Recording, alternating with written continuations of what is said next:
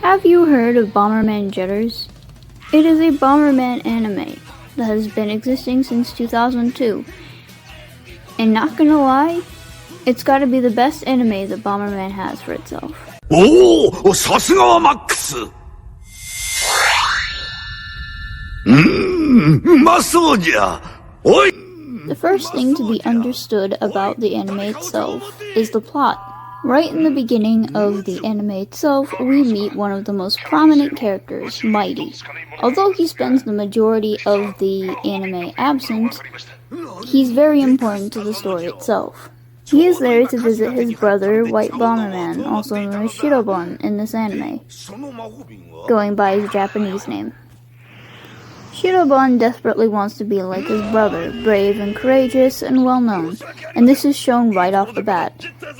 Both he and his brother are also very close to one another, which is another thing shown right off the bat, the dynamic of their family.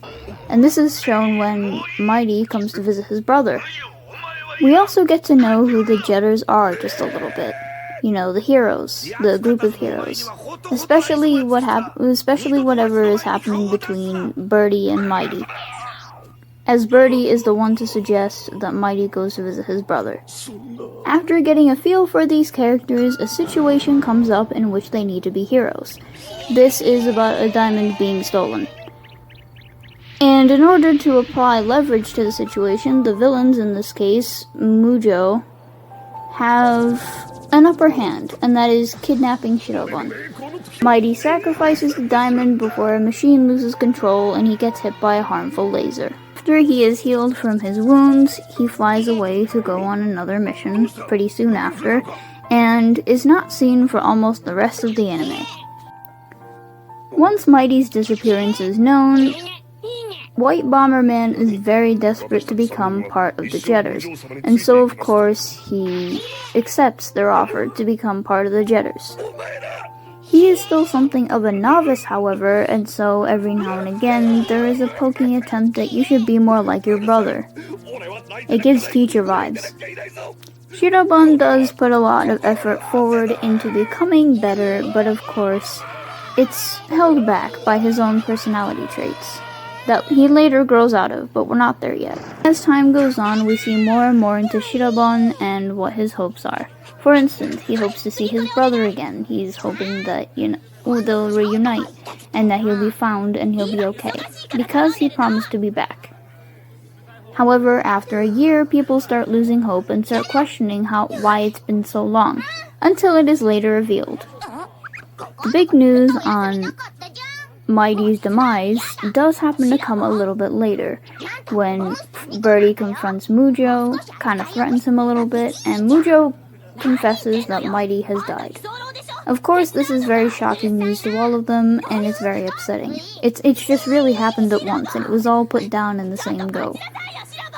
Shout, another character of this series who is supposed to be the leader of the Jetterz, I actually really don't like her. She finds out about this, because she's eavesdropping. Birdie knows that she's been eavesdropping and tells her not to say a single thing to Shirobon. Understandably so, for if he heard this, it would break his heart. A little later down the line, Shirobon and Shout get into a bit of an argument, a little bit of a verbal quarrel, and out comes the information that is not supposed to be shared with White Bomberman, that his brother is dead. Upon hearing this, Shirobon is absolutely heartbroken and extremely angry. Cutting forward just a little bit, it is found out that they suspect Max has murdered Mighty, and so, of course, Shirobon takes this time to seek vengeance against his brother. His vengeance plot is, however, a little bit misled, as his anger and sense of arrogance stand in the way. Once he learns how to deal with these, however, he is then made stronger, and he gains more bomber stars that he is so earnestly looking for. I do understand why Max is something of a suspect, as he is after the Jetterz, and he does have murderous intent against the Jetterz. However, what actually happened will surprise you. We'll get to that later. Oh, also, to give you an idea of what's actually happening in this rivalry, the two main parts of this rivalry, being Dr. Ian and Bagra, are fighting over This is kind of stupid, but they're fighting over the affection of Momo, which is Shirobon and Mighty Bomber's grandmother. This is because her husband is out of the picture, and so they believe that this is a good way to pick up their rivalry that they had even before that happened. They had a pre-established rivalry even as far back as when they were young, over who would win Momo's hand, and neither of them won in the first place. And now that her husband is no longer in the picture, they think they can both get with her then. Yes, it really is something that little that is driving so much of this plot of this story. It's kind of the dumbest thing, but roll with it.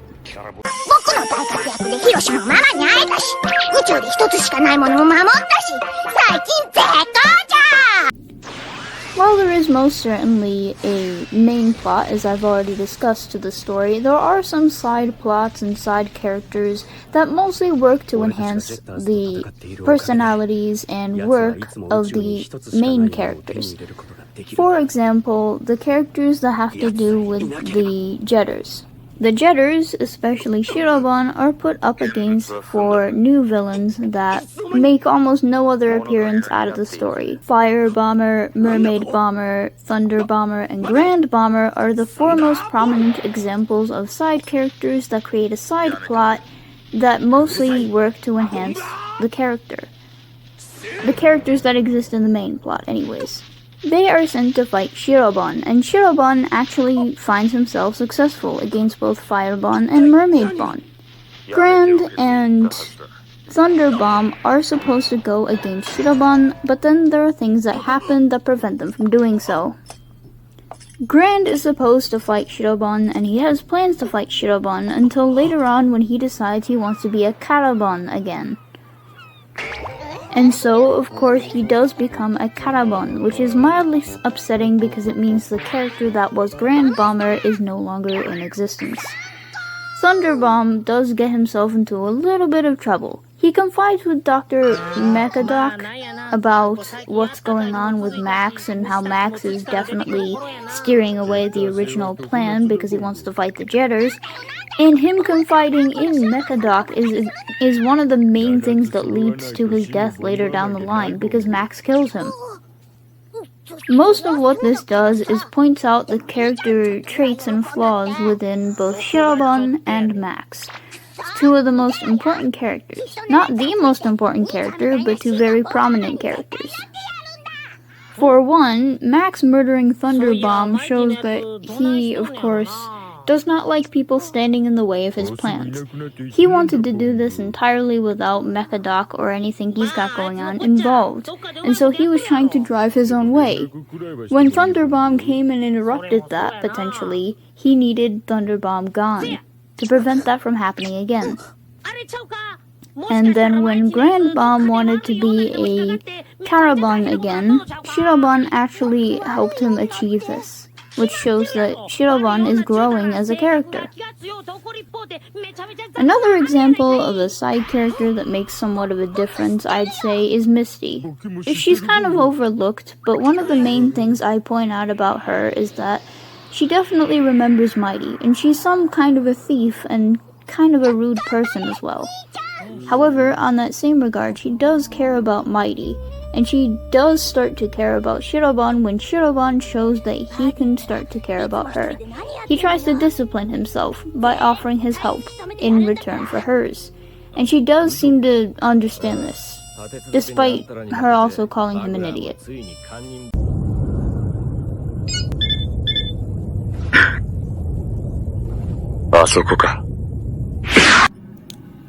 Another character I think does well is Max. He's a terrible person, but he's great as a villain. He's what I believe a villain really should focus to be like. Most villains, especially in the present day, have a much more flashy persona, a very actively public attitude, but Max is a lot more reserved than that. Yes, he's actively done a few crimes and stuff like that, but he never needs to raise his voice, and he's aware of his own intimidation.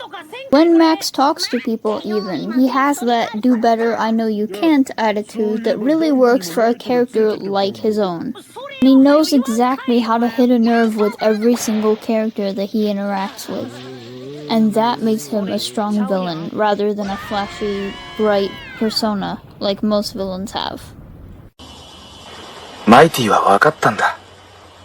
自分がボンバーマンに向いていないことを。A lot of people talking about Mighty and Max being the best characters, but hands down, I genuinely think the best character of this entire anime has to be Zero, for numerous reasons. For starters, he becomes embodied by Mighty's soul, which has been made clear toward the end of the anime when he appears, and although he only appears for about 7 to 8 episodes, his impact is still very important. Almost immediately after being embodied, he goes to find his family and his friends from the Jetters. He defends them a few times for Max, who's trying to throw hands with them, but then when he finds Granny Bomber and Shirobun, he definitely just picks up where he left off. In the case of doing so, however, Granny Bomber wants him to connect with Shirobun again as they were once brothers, and of course they do. He's very surprised by the progress his brother has made, but he is also very proud of him at the same time. In the last scene of the anime, he does indeed give everyone the aforementioned hologram in the sky of Mighty's soul, and his last moments that is interactable. The fact that Mighty is allowing everyone to see this part through Zero is spectacular. The way they played off Zero's character absolutely works within the story itself and allows for Shirobun to see his brother one last time before he really goes out.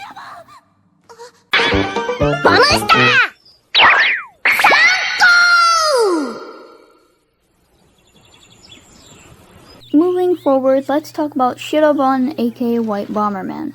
This is obviously a story about him and his origins, but even then, it shows his influence to things, it shows how he reacts to things, tying back to the emotional value argument as I have quite a bit now.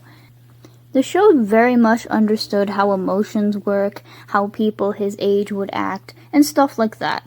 That level of character understanding being applied and shown in his actions definitely helps him as a character. Yes, he acts like a little bit of a brat, but he does actually make an improvement. He develops as a character. He starts out not so great, little arrogant, little weak, but as he grows stronger and he learns more from other people, he learns how to really take inspiration from his brother properly. And of course, his dedication to being like his brother definitely pushes him forward to do better. I know it doesn't sound like it, but his character development is very much built around being like his brother, being a part of the Jetterz. That is why he's part of the Jetterz. And through the Jetterz, he actually learns to be a better person. He slowly becomes less self-absorbed and less self-focused, and is rather more willing to help others. And he understands more what being a Bomberman means. He also understands that it means he has to do things he doesn't want. So, the kind of character growth he goes through leading up to the very last scene definitely helps the emotional value because it gives you something to connect to. You can really connect to how this character is feeling because it's all shown. It's not physically told like the storyline of Super Bomberman R2. Rather, it's all shown. They put hints here and there, they show him actually improving, things like that. Shirobun does kind of struggle under the pressure of being like his brother, because most people expect the brother of the mighty Bomberman to be very put together, very straight set in his ways. But of course, he puts all these expectations on their heads a little bit. As he grows though, he understands his brother a lot more. He wonders if he even wants to be a Bomberman by the end, and he knows that it's his duty to do something good for the world, in a way that is already pre-backed by character development. Mikey? おばあさん、真のボンバーマンになるには優しさが必要なんですね。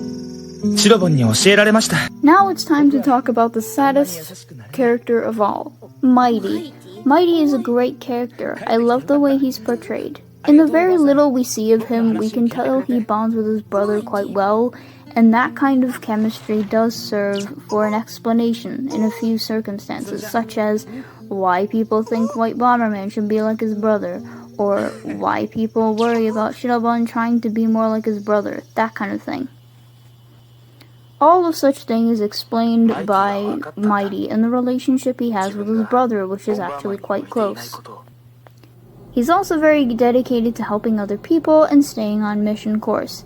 This is proven with his interactions with Birdie and so on and so forth. All of his actions, even when he's really hurt, he will do anything to come back and help someone else, because he believes it's his duty. At some point in the anime, however, he confides with Momo, which is Granny Bomber, and talks about how he wonders if he's really fit to be a Bomberman. She asks him to elaborate, and he talks about the things he experiences, where he feels that some parts of actually being a Bomberman, the image of a Bomberman, just don't fit him, showing that the heroic side of him is more of a facade.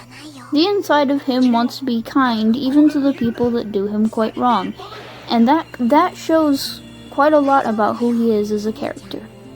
Even though he spends the majority of the anime missing, later found out dead, the emotional value he has left on others, the statement he has left with other people, does help convey just what I've been saying this whole time, emotional value. Because people want to be like him, people expect others to be like him, or people want his sense of courageousness. They miss the way that he was. And essentially mourning in his memory is not helping these people, but whatever. Point being, Mighty definitely carried the show even though he was gone. His presence in the past beforehand meant a lot to these people and pushed them forward, pushing the plot forward. Even the villains have motivations against him, and his brother when they found out that they were related. That kind of thing. He left such a resounding existence that so many people either want to be like him, want to destroy him, or otherwise, making him quite a memorable character both in that universe and in the universe in which you're watching the anime. もう少しだけ時間を。もう少しで終わるんだ。だからあともう少し。バッジがあればみんなの声が聞けたのにな。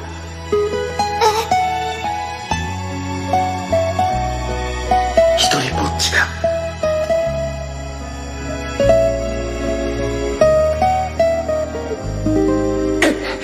さあ終わりにするぞ。家に帰るんだ。一人ぼっちじゃないよ。君も早くここから逃げるんだ。サニティボム。大丈夫だよ、お兄ちゃん。ボンバー。ボンバー。シュート。またな。